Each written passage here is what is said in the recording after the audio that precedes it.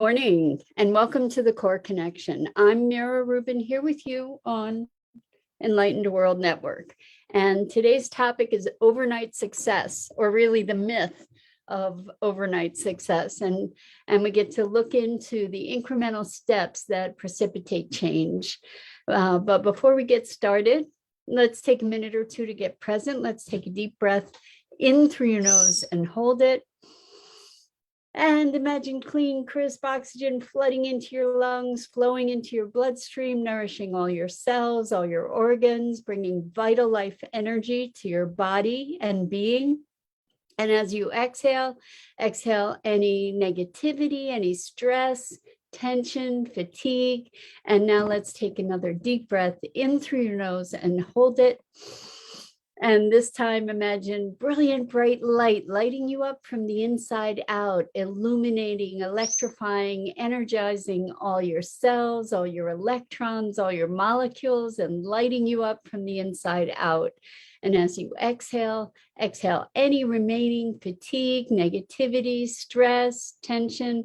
And now let's just gently press our palms together and very softly, softly, softly rub your fingers against your palms and feel the deliciousness of that tickling and tingling, that wonderful sensation.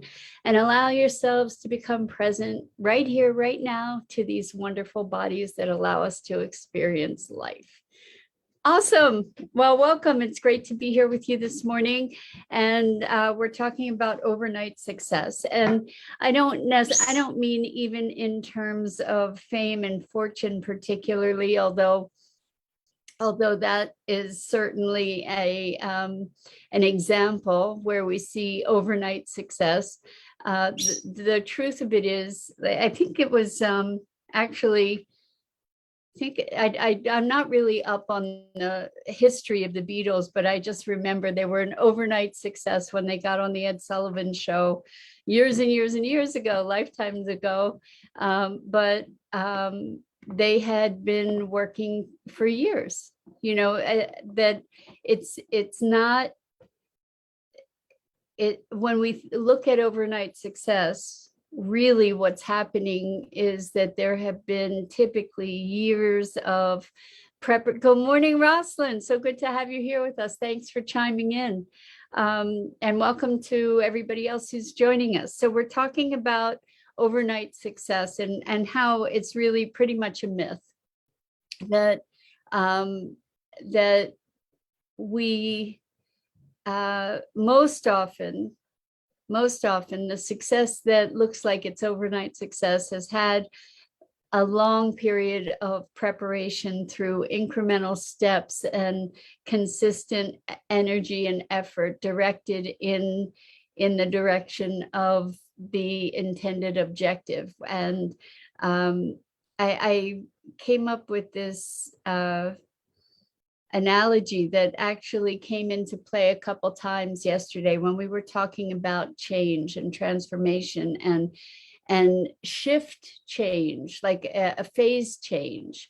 We talk about moving from 4D to 5D or 3D to 5D, that there is going to be this overnight success kind of thing. But the way that things most often work is that they happen in increments. And the example that I came up with is a glass of water. And if you just keep adding drop after drop after drop after drop in the glass of water, what happens is the glass fills up, but you keep adding drops and you keep adding drops, and eventually that there's going to be one drop that makes that glass overflow, and more than one drop will overflow. And there's a tipping point, in other words. And so it's at that tipping point that what we perceive as overnight success occurs. But in fact, it's been something that has been fed with intention and action and energy, probably for an extended period of time. And I think that this is a really important thing for us to recognize when we look at personal growth and transformation as well, that most change that we experience, it could look like all of a sudden there's one thing that makes this radical change. But what's been happening usually is that the terrain has been being prepared, the foundation has been being laid over a period of time to support whatever that radical transformation is. And it's that radical transformation being that last drop in the cup that makes it overflow. Rosalind says, overnight serum. I love your comments, Rosalind. I so appreciate you, and I'm so grateful that you engage in these conversations on a daily basis. It just is wonderful, wonderful.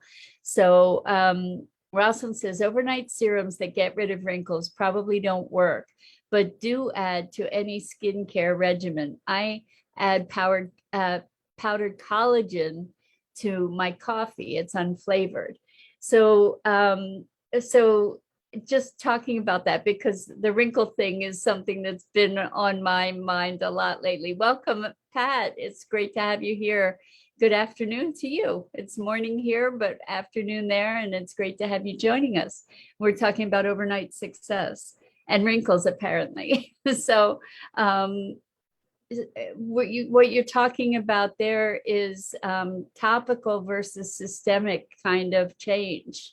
And I think that we can use that as a metaphor. There are serums that improve the quality of the skin, because the skin is an organ, right? It's the largest organ of our body, and it breathes.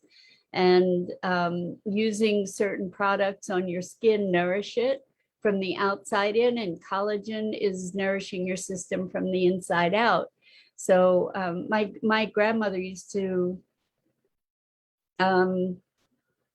have gelatin, make gelatin tea kind of thing, which is, I think it's pretty much the same as collagen broth or bone broth, for instance, because it strengthened nails and hair. And, you know, so this is from the inside out and the outside in.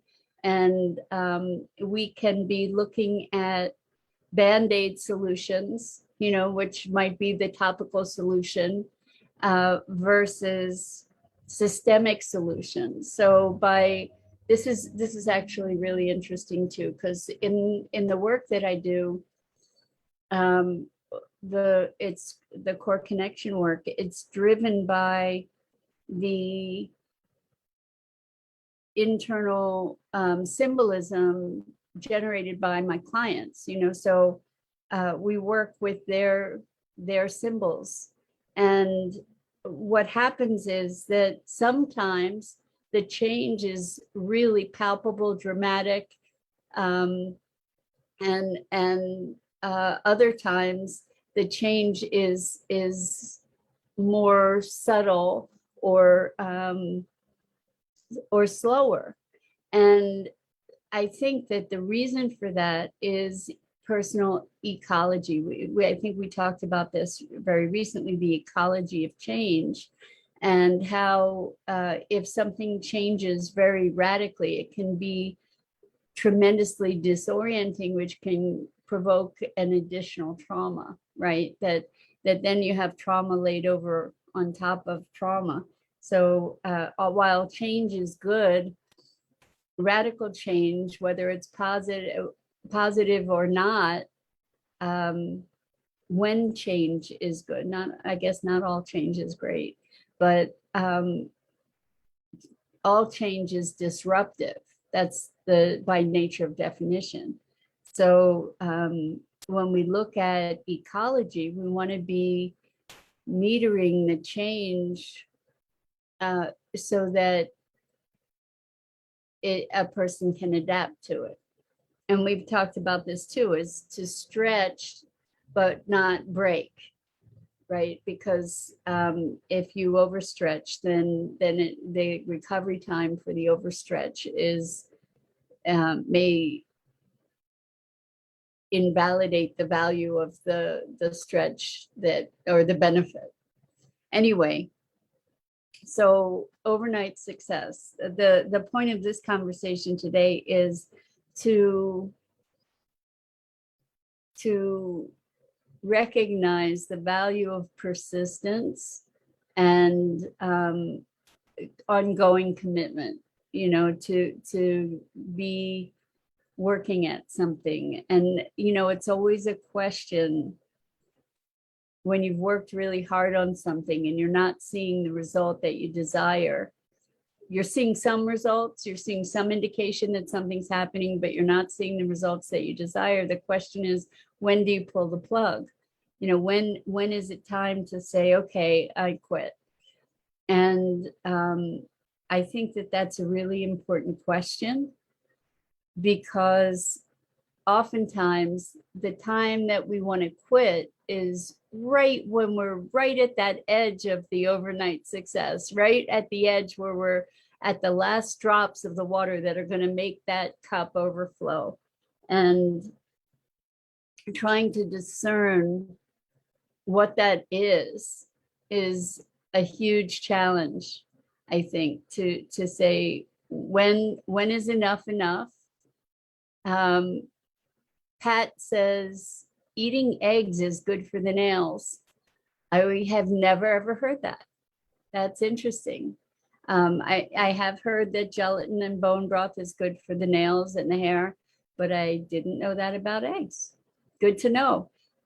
Something we want to be alert to as far as the eggs is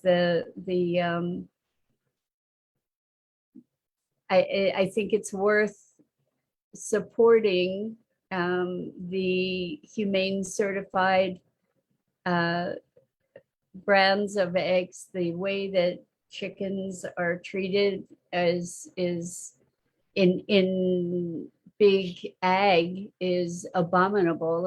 It's an abomination. And if we're going to partake of animal products, I think we get to be doing so in a morally responsible way, and to look for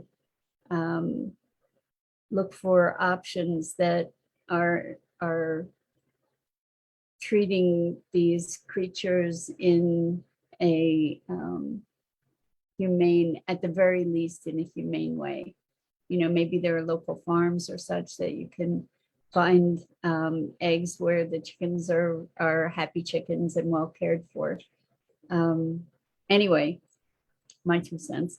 And the other thing is that if you buy commercial eggs, they may have, the animals may have been fed with antibiotics and all kinds of other stuff. So not all eggs are equal.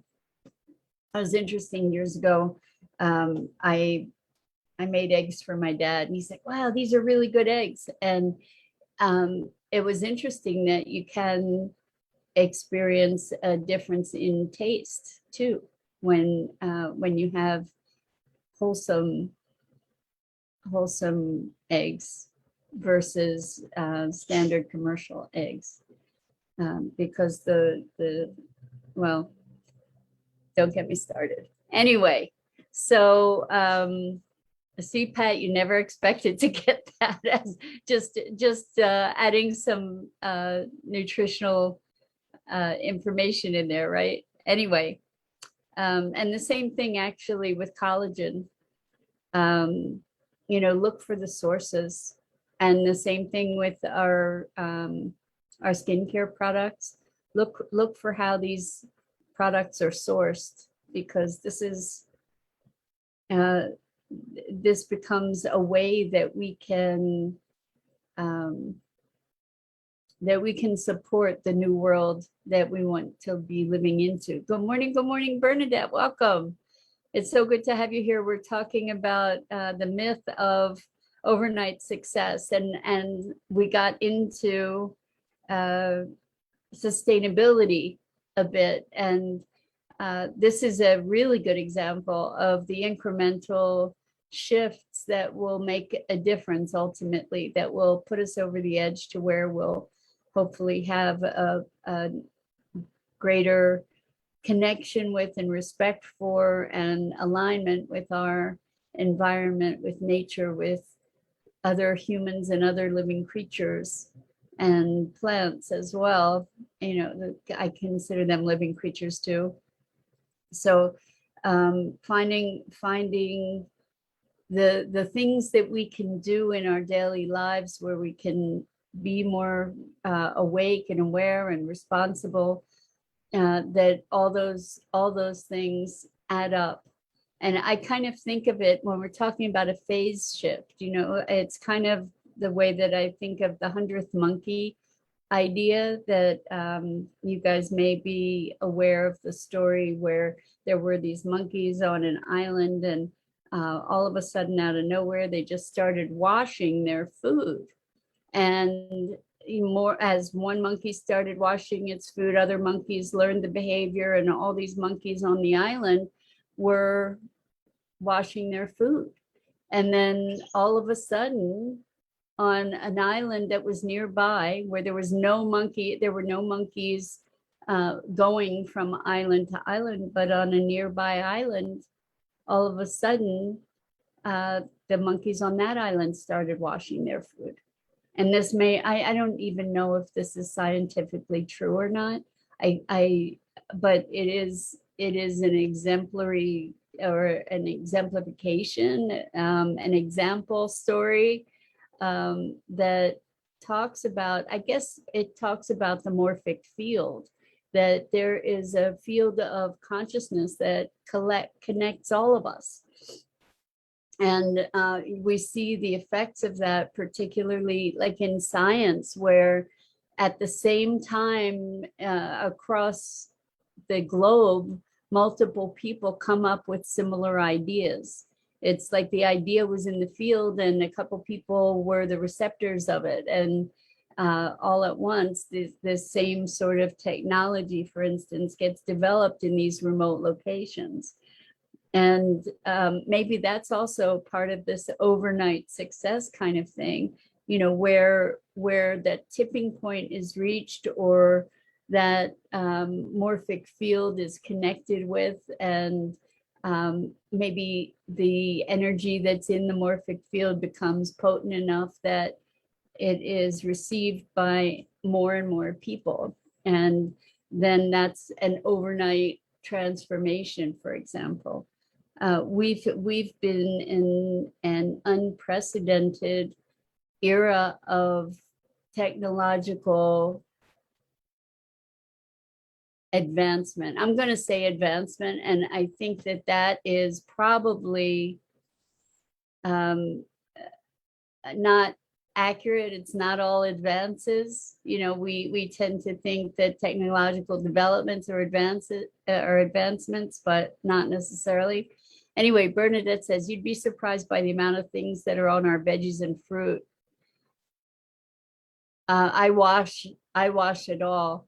You know, that makes a whole lot of sense. And the thing is that a lot of the stuff that's on our veggies and fruit are in our veggies and fruit because they're grown with all kinds of chemicals, and the plants are living in the chemicals. So the plants have to be absorbing those chemicals. Plus they're sprayed with things. So, you know, they absorb stuff, plus they're, you know, all kinds of chemical fertilizers, etc. So yes, it's a good idea to wash your fruits and veggies, but it's an even better idea to get them from organic sources. They are most likely more nutritious and certainly less toxic because of all the chemicals in them. So I guess we're talking about produce and farming and food today. So Rosalind says, speaking of eggs, there's an ostrich farm in, I don't know how to say it, Buellton, California. They have a petting zoo and sell fresh eggs year round. The equivalency of one ostrich egg equals 24 chicken eggs. They sell cleaned out hollow ones too. I broke two of them. I had an ostrich egg, it's literally this big, and it's white, and the one that I have is hollowed out also, and I didn't get to eat the ostrich egg. And I had an emu egg, And an emu egg is a beautiful egg. It's about this big, and I think it's green on the outside, and the egg is green. It makes like green scrambled eggs, I'm pretty sure. And it has this beautiful texture and gorgeous, like dark forest green, sort of mottled with black color, and really rich and really healthful eggs. And Bernadette says, yes, organic sources. So I think, it's interesting because I tend more toward veganism, but I'll say I'm vegetarian because periodically I eat eggs, and I don't have anything against having, like, I intend to have chickens as pets. I hatched, the first time I went vegetarian was when I was a teen. I think I was I might have been 12. No, the first time I went vegetarian, I guess I keep thinking I was 15, but I'm not sure if that's true. It couldn't have been, because it was after I had hatched these chickens as part of a science experiment, and they became my pets. It actually turned out to be 2 roosters. And then at dinner one night, my mom had made chicken, and we were spitting bones out, because and I'm like, oh, I was horrified. I felt like I was a cannibal, because here these chickens were my friends. And so that was the first time I went vegetarian. And it was eons ago. And since then, I've done all kinds of different food disciplines, macrobiotics and veganism and raw foods and vegetarian and fruit, juice diet, all kinds of different ways to eat and relate to food and life and all those things. And I don't know where I was going with this. What I see now that is incredibly important for us is to be conscious and conscientious about our food choices, and not just our food choices, but what we buy, what we use. So, for instance, because we're on this topic, for instance, toothpaste, right? Toothpaste, I guess most of us use toothpaste. The thing that gets me is that so many of our, Maggie is under my shirt here, look at that. I don't know if you can hear her, she's talking. She's such a character. Anyway, there she is, playing peekaboo. Anyway, so toothpaste, it really just bothered me that the toothpaste I could buy was in plastic, and I didn't want to be contributing to more plastic waste. I look at ways that I can cut down on that. And so I found a toothpaste that is literally a paste of, it doesn't taste very good. I don't particularly love it, but it's in a little glass jar, and it's I think it's got charcoal in it, and some other things. It's all natural ingredients, and it's in glass. And so I dunk my toothbrush in it every day and brush my teeth with it. So there are little things that we can do that make a big difference. If everybody did something like that, if we all did things like that, then we wouldn't be supporting the companies that are packaging things in plastic. So we do get to vote with our dollars. And that it's crazy that everything that we do becomes a moral issue, but it kind of does. And that gives us, it's very demanding to try to live with that standard. I know there are times when I just throw my hands up and say that, you know what, I'm gonna bite the bullet here and buy something that's packaged in a plastic bag. That which I do that, and I do it less than I used to do it, and I it registers for me. So when I have an option to do otherwise, and I guess we all have options to do otherwise, it's just a matter of what our tolerance is. Again, this is the drip by drip by drip kind of approach where we can make incremental changes that will move us in a direction that is in alignment with our intention. So I don't know that I think overnight success, except in maybe a very, very, very, very, very rare occasion, is more myth than fact. And in truth, we spend a lot of energy and intention and attention and action and effort to create a desired outcome, that it doesn't just happen like that. And that's probably a lot more ecological for us anyway, because if we had that kind of radical change, it might be so disruptive that it would create more trauma than benefit. So with that, I'm going to call it a morning. Maggie has certainly provided good entertainment for you guys this morning.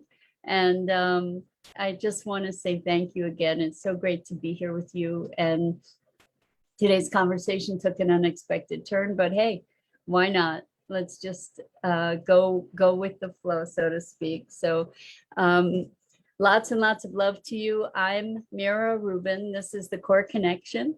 And I go live each weekday morning here on the Enlightened World Network Facebook page. Please check out the other awesome programming on the Enlightened World Network Facebook page, Enlightened World Living, EWN, One with the Earth. And I really appreciate you and this time together. And I hope to see you again back here really soon.